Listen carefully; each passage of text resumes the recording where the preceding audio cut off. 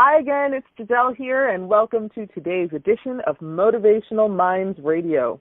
This is the program where we get to take a closer look into the minds of the authors who put the words on the page so we can read and we can be pleasured and inspired and prepared for the adventures that life throws at us. On today's show, we are speaking with Marc L, and he is the author of a book called When It Comes to Spooning, I'm a Fork, and Other Tales from the Front Lines of Marriage and Parenthood. Now, I can already tell that this is going to be a laugh-out-loud conversation because he is somewhat of a comedic writer and a comedic gentleman. And let me tell you a little bit more about Marc before we speak to him. So Marc, he was a child of the American Midwest. He developed a love of reading and writing at an early age, and this led to notebooks filled with poetry and short stories, followed by an English major from a small liberal arts college. Marc's first real job was a reporter for a daily newspaper. While he was a reporter, he failed to pay the bills, including the debts incurred to financing his college education, so he did the logical thing and went back to school. After earning a law degree, he went into private practice with a Detroit firm, got married, and fathered 2 boys. Now, Marc has since optioned or sold nearly 24 screenplays, with 3 of them having been produced into films. One of them was Bury the Dog in 2012, one of them was All I Want for Christmas in 2007, and one of them was Damaged Goods in 2006. A 4th film is tentatively scheduled to go in production early 2014, and this creative edge of Marc is just brought him to write this book, and there's so much more to tell you about Marc, but I'm going to let him speak for himself because otherwise we will not get a chance to hear it. So, Marc, welcome to the program, and thank you for being with us, and please say hello to the people. Thank you, Jeselle. It's great to be here, and I am happy to speak with you and share stories of my life. Awesome. Well, we're looking forward to hear it, and especially when it comes to this book, when it comes to Spooning, I'm a Fork, and Other Tales from the Front Lines of Marriage and Parenthood. What inspired you to do this? How did this book come about? Well, the book is a sort of an offshoot of a blog that I used to write. I used to write a sort of a humor blog where I would post stories once per week, and generally they had to do with some episode, some way I messed up that week, and so people tended to find the stories funny and relatable. And so I had a sort of a growing following with the blog, and the blog. I wrote the blog for approximately 5 years, from when my 2 boys were very young through the point when my oldest reached his teenage years. However, covered probably a 15-year period, I would say, from the stories in the blog from when I met my future bride through the point of, like I say, my oldest becoming a teenager. But eventually life sort of got in the way, and I was unable to keep it up. And many years went by, and during that time people would constantly suggest to me that I should compile the stories into a book format, and I considered it, but never really got around to it. But as people continued to bother me about that or suggest it, I finally decided, to get them off my back, I was going to do that, and so I took what I thought were the best of the stories, put them together into a manuscript, and submitted it to some publishers, and to my surprise, many of them responded favorably, and so now here we are. I should also mention that once I got to the point of having a publishing deal, I got in touch with an artist friend of mine, Stephanie O'Donnell, and she was kind enough to create a funny sketch to correspond with each of the 39 stories in the book. So not only is there a lot of words in the book, but there's also these funny little sketches. So there's something for everyone, hopefully. Awesome. Fantastic. Now, I love that you are writing about your problems each week. And I love that you found the lightness, and you found the humor in it all. I am a true believer that laughter is one of the best medicines, and that humor is the best medicine. And for you, we all have problems. Life always gets in the way. But when you're able to take those problems and turn them into amazing opportunities, that's where that magic happens. I love the idea of magic. Can you share with us some of the stories? What would you say is maybe your top 3 favorite stories in the lesson that you've shared with people in this book? Well, the overall lesson, Jeselle, I think, is that the overall thing I think I try to get across to people with it is that, we all screw up and we all make mistakes, and, the thing to do is to try to learn from those moments, and whenever possible to laugh at yourself. Because believe me, I have made more than my share of mistakes over the years. And fortunately, I have a very understanding wife, and I have some very patient children. So, but I've always tried to, take a position of trying to find the humor in things and laughing both about the situation and at myself whenever possible. So. Some of the stories in the book, you can kind of get a feel for them just from the chapters. There's chapters such as A World Viewed Through Man Eyes, which relates to a story, or is a story about how when I first got married, my wife would occasionally ask me to, fetch something for her. And I invariably would look for it and not find it, and and then she would have to go look, and often or almost always would find the item wherever it was that she sent me to look. And for some reason, men, I guess, tend to not always see the details. Yes, see the details. I love how she asked you in this chapter, did you look with normal eyes or did you use your man eyes?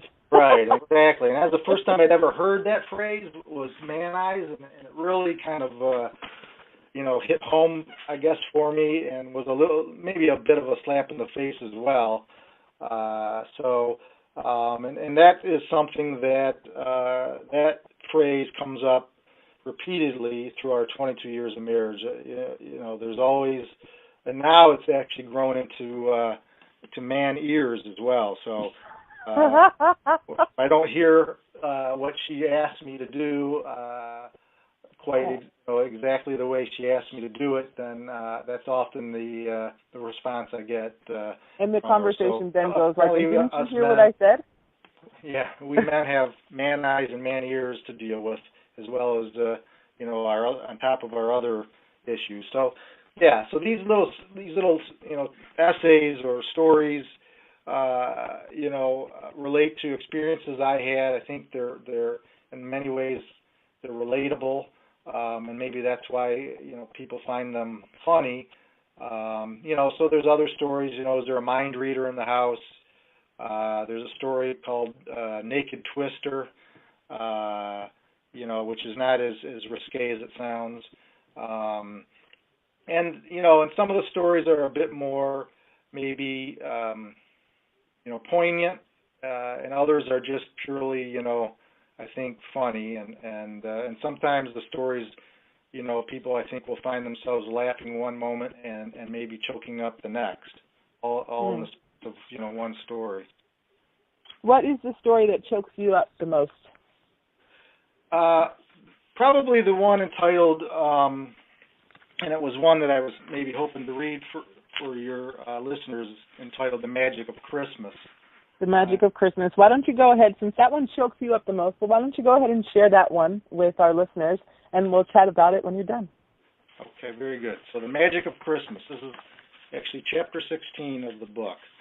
The holidays. Pushy shoppers, inflated prices, short tempers, and that's just during the bake sale at my kids' elementary school. Sometimes I wonder why I look forward to this time of year with such exuberance. Then my children will do something selfless and unexpected, and like Aunt Betty's fruitcake, my doubts are shelved until the next holiday season. Take Christmas a few years back, for instance. A couple weeks before the big day, my 6-year-old decided that he needed to personally deliver his Christmas list to Santa. So we journeyed to the one place where you are certain to find the jolly old elf in person, the local mall. Of course, my oldest complained the entire way. It seems that at some point during the preceding year, he had made the conversion to non-believer. I had approached him on the subject the day before. Our discussion went something like this. Me, you don't believe in Santa. Him, nope. Me, how can you be so sure? Him, I don't know, I just am. Me, well, what if you're wrong? You know he only brings presents to those who believe in him. Him, come on, Dad, you know Santa is just a myth created by the toy companies so they can reduce year-end inventory. Me, yeah, well, you better watch out or you might just find a lump of coal in your stocking. Him, ooh, I'm really scared. With my oldest a lost cause, I focused on preserving the magic of Christmas for my younger son. My determination was immediately tested on the drive to the mall. Explain to me again how there can be so many Santas running around, asked my eldest.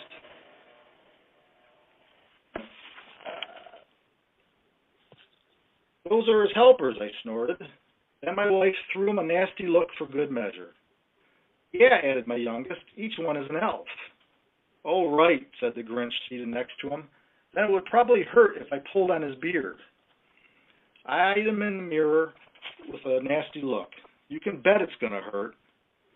The threat seemed to register, and soon my two boys immersed themselves in a line-by-line comparison of their Christmas lists. Wouldn't want there to be any duplicates.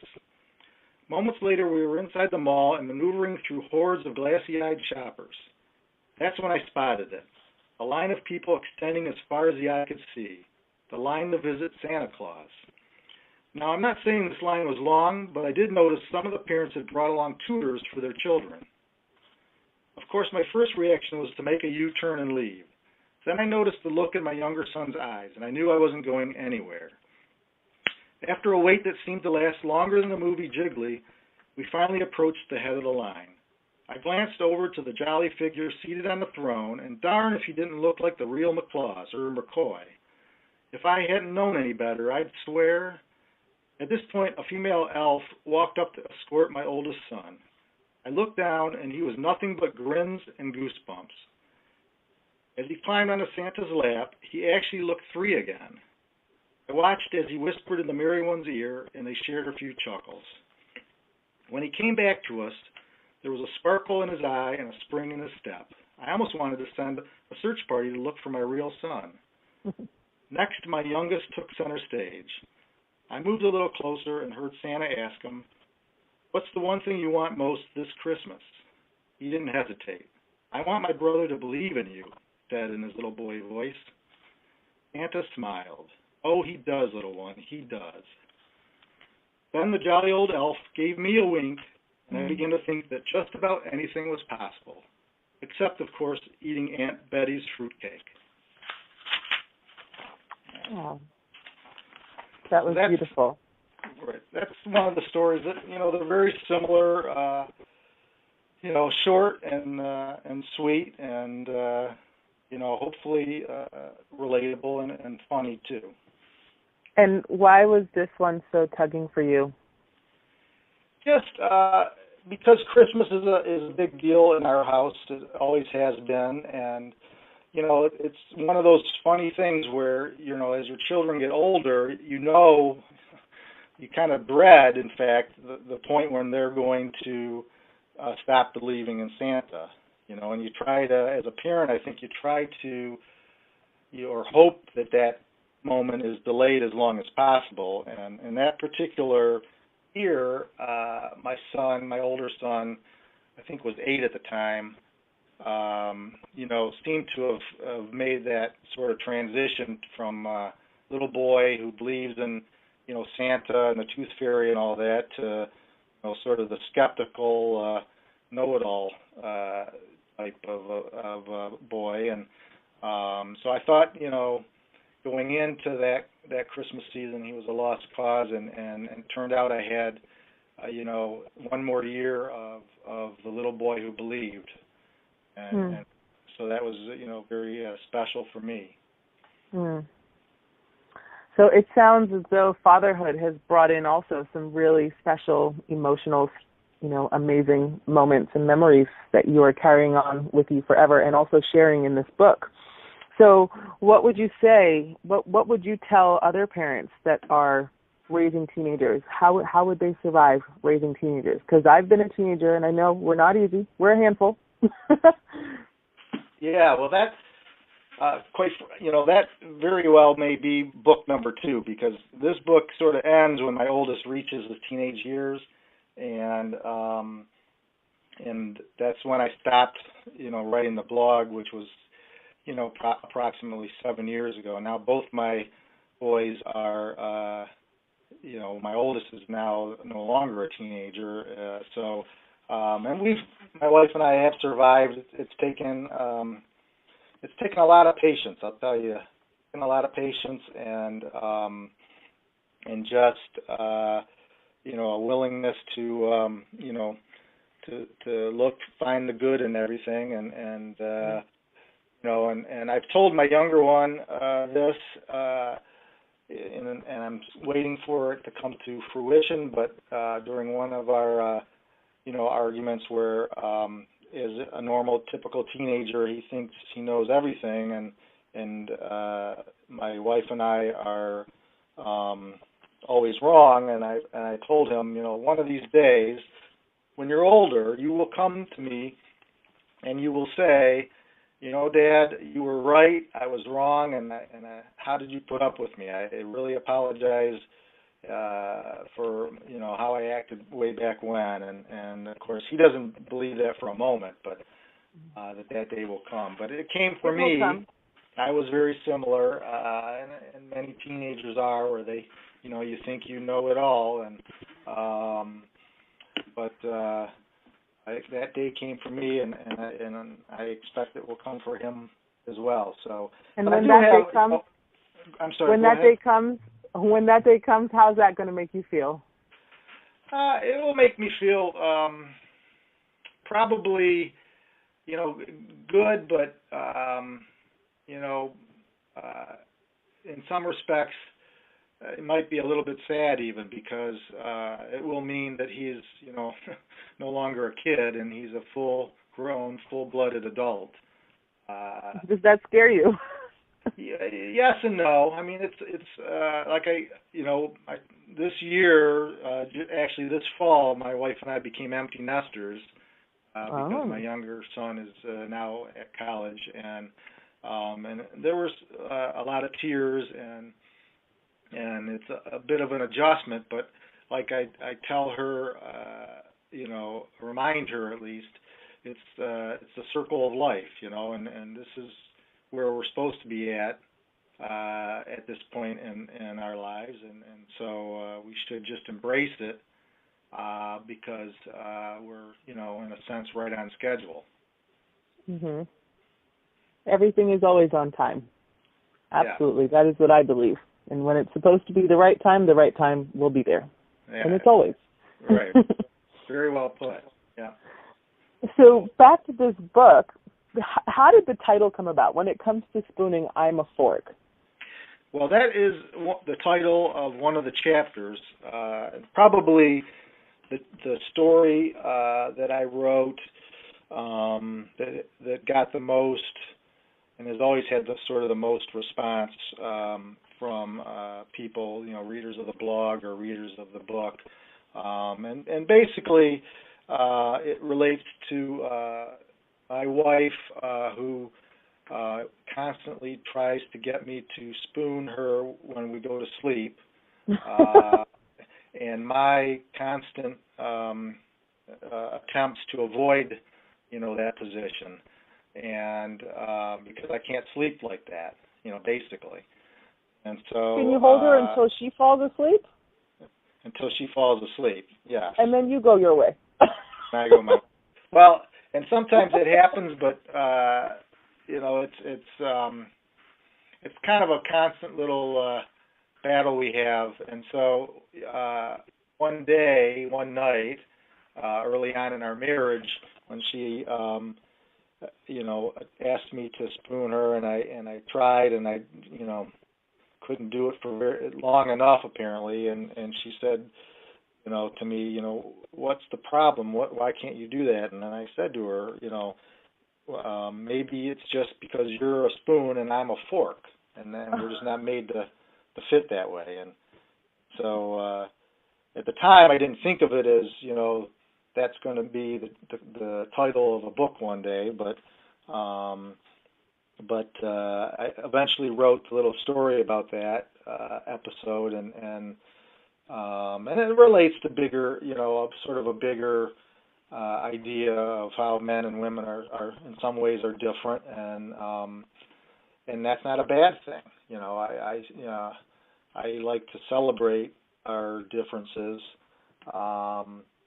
In fact, I like to say that being different from your spouse is a good thing, because you didn't go and marry yourself.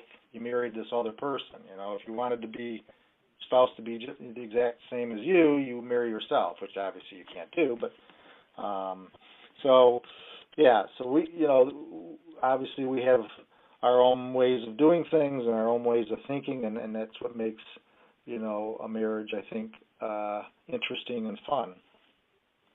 Absolutely. Wow, thank you for sharing that intimate piece of you and your wife's story.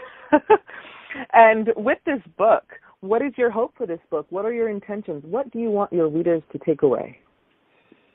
Well, I hope it finds a broad audience. I think because it's so relatable, and people can look at it and say, oh, they can see themselves in these stories. I think there's a chance for that. I mean, I think it really can appeal to, I like to say it appeals to anyone who is married or a parent, or anyone who is thinking of getting married or becoming a parent.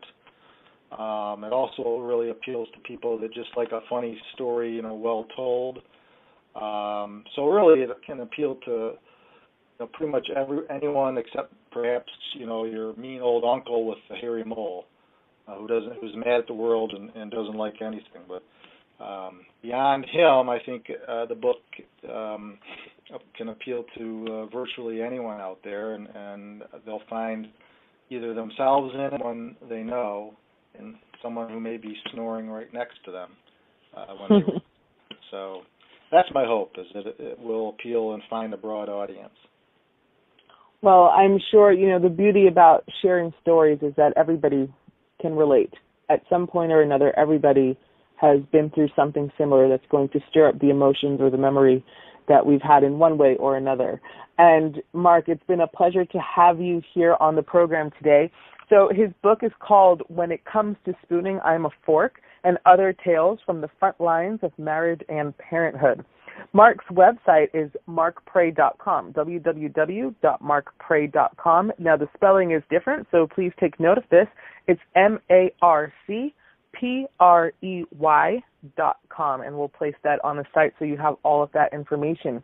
The book is available on Amazon.com. It's also available at BarnesandNobles.com, in stores as well, and also at BooksAMillion.com. Not only is there a paperback hard copy version or a paperback version, there is also an audio book, which is read by Marc himself, and an ebook, which is available. So I encourage all of you that are either ready for marriage or in marriage or parents or just want to get a different side or a different look, a humorous point of perspective of what it's like to be in the parent or the relationship part of our lives, to pick up a copy of this book, read it, and enjoy these stories, and just let them connect with you, and let Marc come into your lives and share some of his humor with you. So again, the book is called When It Comes to Spooning, I'm a Fork and Other Tales from the Front Lines of Marriage and Parenthood. Marc, say goodbye to the people. It's been a pleasure. Thank you, Jeselle, and it's been a pleasure as well, and goodbye to everyone, and I hope you have lots of laughter in your life. Absolutely, and I'm sure we'll speak to Marc again when the next book comes out. And that's been the show today of Motivational Minds Radio. I'm your host, Jeselle, and we'll talk to you soon. Bye-bye. Bye-bye.